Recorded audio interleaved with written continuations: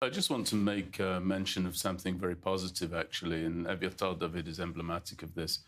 The people who brought about the return of these living hostages, who stayed dedicated towards that fight and that battle, are more than deserving of some acknowledgement. People who, by the way, we shouldn't take for granted. President Donald Trump regularly spoke about bringing back, in his words, our hostages, even after the last living American hostage had been brought back. He remained absolutely dedicated to that.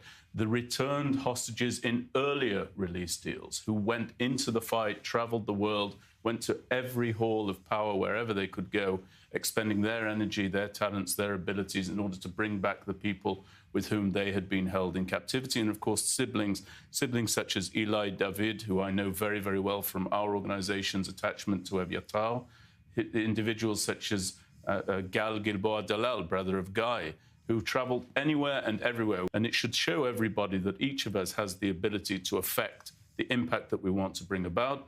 And furthermore, I'm sure there are many Israel was told it was impossible. It would be impossible to go into Gaza. It would be impossible to go into Rafah. It would be impossible to fight them in the tunnels. All along the way, Israel has been told it was impossible, but they did it. And they did it, and I bet that there are many viewers who thought about these hostages and wondered, is it time to give up hope? Surely they're no longer alive, especially after we saw Eviatar David. Well, here they are alive, and it shows us that we, the Jewish people, must never, ever give up hope until such time as until such time as it is proven to us that that hope should be abandoned. Most of all, the IDF soldiers, 486 IDF soldiers fell fighting the forces of evil, wickedness in Gaza. Every single one that I've met says yes, they would, because they understood that any of the hostages could be any of those injured soldiers, and their fate is tied to the fate of the hostages. A remarkable story of Israeli resilience.